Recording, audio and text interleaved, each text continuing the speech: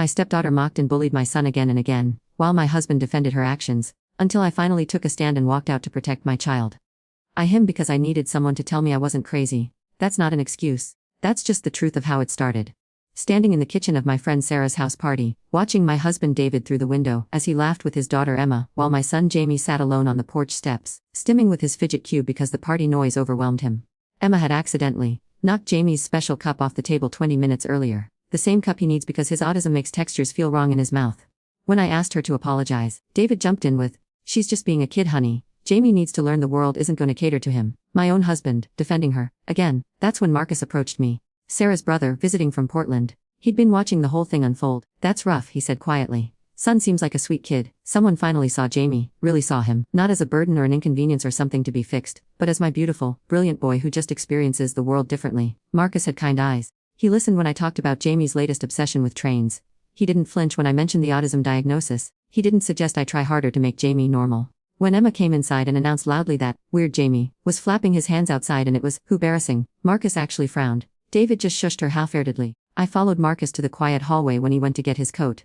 I was shaking with anger and loneliness and the desperate need for someone to validate that I wasn't imagining the constant on my child. I whispered, "for seeing him. Any decent person would," Marcus replied, and something inside me cracked open. That's when I leaned in. That's when I him. Soft and brief and full of all the gratitude and desperation I'd been choking on for months. He pulled back immediately. "Whoa, married, I know," I said, but I didn't step away. "I know, we didn't do anything else." He left 5 minutes later. But David saw us through the kitchen doorway, saw me in another man's arms for exactly 3 seconds. The ride home was silent. Jamie fell asleep in his car seat, exhausted from masking all evening. Emma scrolled her phone, earbuds in. David waited until we got the kids to bed before he exploded. "Really, Lisa? At Sarah's party, where everyone could see? It was just what? Just throwing away our marriage because we're upset about some kid drama." Kid drama. He called his daughter's systematic cruelty toward my son kid drama. That night, lying in bed beside my husband who'd turned his back to me, I realized something horrifying. That wasn't the betrayal. The betrayal was that for 3 seconds, a stranger had shown my son more kindness than David had in months. I had another man because I was drowning in a house where my child was treated like a problem to be solved rather than a person to be loved. That's not an excuse. That's just what happened. And now I had to live with it. But first, I had to figure out how to protect Jamie from what was coming next. Because Emma had been recording on her phone when she came inside. And she'd caught everything. She showed me the video the next morning, smirking over a cereal bowl while Jamie carefully arranged his toast soldiers in perfect parallel lines. "Looks like stepmommy made a friend," she sing-songed. David wasn't home yet, still at his early gym session like every Saturday.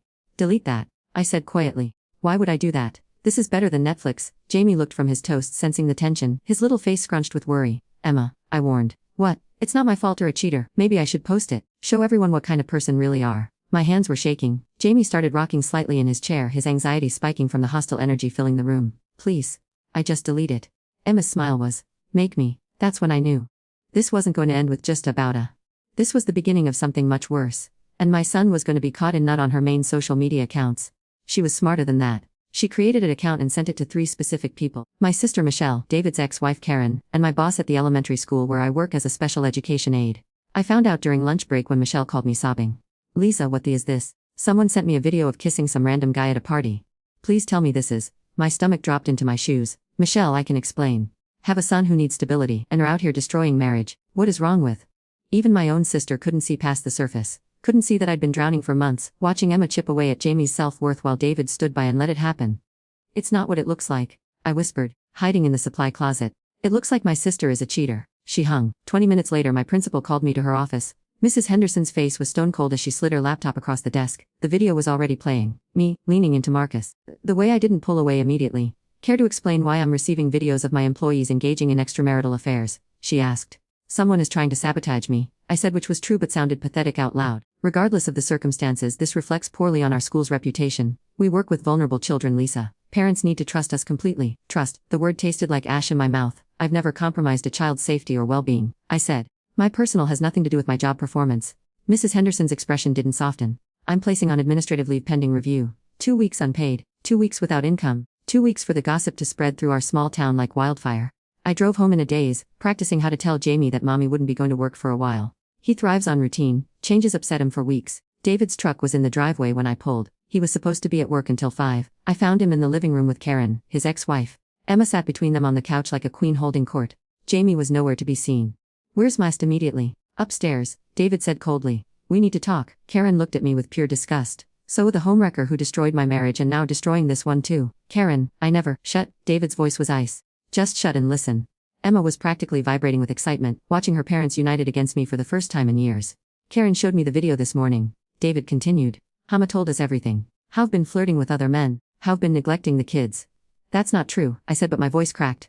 Emma's been Jamie for months. I've been begging to intervene. Stop trying to make Emma the villain. Karen snapped. She's been nothing but patient with son's difficulties. Difficulties, they called Jamie's autism, difficulties, like he was a broken appliance. She knocked his cup off the table on purpose, I said desperately. She calls him weird. She mimics his stimming to make fun of him. Kids tease each other. David said dismissively. That's normal sibling behavior. They're not siblings, and teasing a child isn't normal. Emma spoke then, her voice sweet as honey. I try so hard to include Jamie, but he's always having meltdowns and making weird noises. It's embarrassing to bring friends over. The lies rolled off her tongue so smoothly. Practiced. Rehearsey, Karen said triumphantly. Emma's the victim here. She's been dealing with a disruptive stepbrother and a stepmother who clearly resents her. I felt like I was suffocating. They'd rewritten the entire narrative. Somehow Emma was the suffering saint and I was the villain. David, I pleaded, looking at my husband. No, this isn't true. Know how much I love Emma. I've tried so hard to bond with her. Something flickered in his eyes. For a split second, I thought he might remember. Remember how I'd braided Emma's hair for school pictures. How I'd driven her to dance classes for 2 years. How I defended her when Karen criticized her grades. Then Emma started crying. Theatrical tears that she'd perfected over years of manipulation. I don't understand why Lisa hates me so much. She sobbed. I just want us to be a real family. David's face hardened again. Done enough damage, he told me. Pack a bag. I want out of here tonight. Can't kick me out. This is my home too. Jamie needs stability. David interrupted. Not a mother who cheats and lies and blames children for her own failures. The room tilted. You're not taking my son away from me. Watch me, David said quietly. That's when I heard it, a soft thudding from upstairs. Rhythmic, desperate. Jamie was head banging again. Something he only did when his anxiety peaked beyond his coping abilities. I ran upstairs pushing past David's protests. Found my boy in his closet, rocking and hitting his head against the wall while tears streamed down his face. Baby, I whispered, sliding down beside him. Mommy's here. He collapsed against me, his whole body shaking. Loud voices scared. He whispered. Emma said going away forever. My heart shattered into pieces. Emma had told him. Had used his fear of abandonment as another weapon. I'm not going anywhere, sweetheart, I lied, because what else could I say? But we both knew that wasn't true. The damage was done. The video would spread. The town would judge. David would for custody and win. Hurt because who gives a special needs child to a cheating mother? I held my son in that dark closet and realized the full scope of my destruction. 3 seconds of weakness. And now Jamie would pay the price for the rest of his. Emma appeared in the doorway. Her face a mask of false concern. Is Jamie okay? She asked sweetly. I hope he's not having another episode. She said it loud enough for David to hear from downstairs, making sure he'd remember every meltdown, every difficult moment, every reason Jamie might be better off without his unstable mother. I looked into my stepdaughter's cold, calculating eyes and saw my future. I was going to lose everything, and she was going to make sure of it. The custody hearing was 3 months later. By then, the whole town knew. The video had gone viral in our small community, not because it was scandalous, but because everyone loves watching someone else's implode, especially when that someone works with their children. I lost my job permanently. Moral turpitude clause, they called it.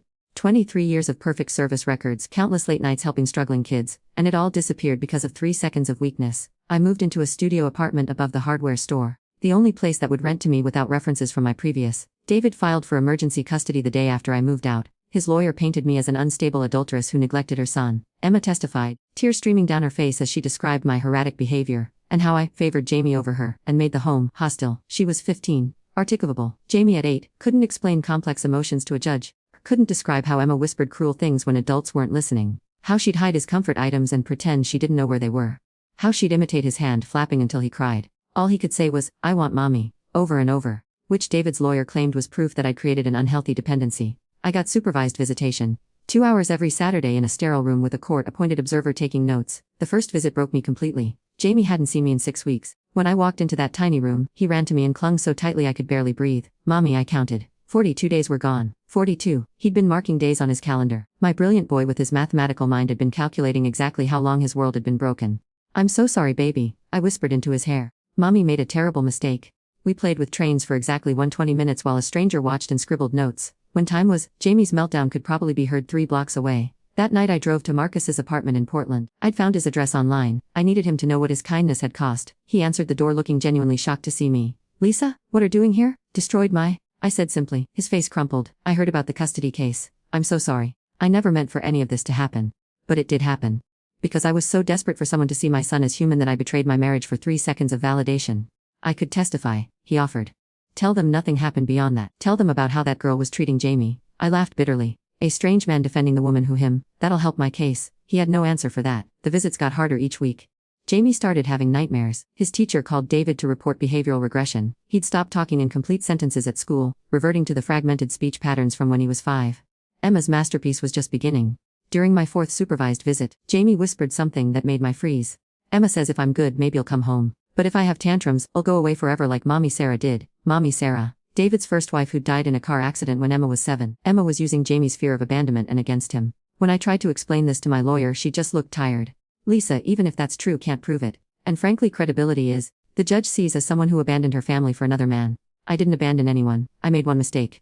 One mistake that's on video and cost job and reputation. The court isn't interested in the emotional complexity of situation. By month 6, Jamie had stopped asking when I was coming home. He sat quietly during our visits, lining toy cars with mechanical precision, barely speaking. The light in his eyes was going out. David remarried Karen in a small ceremony that December. Emma posted pictures all over social media. Finally a complete family again. She captioned one photo of them cake.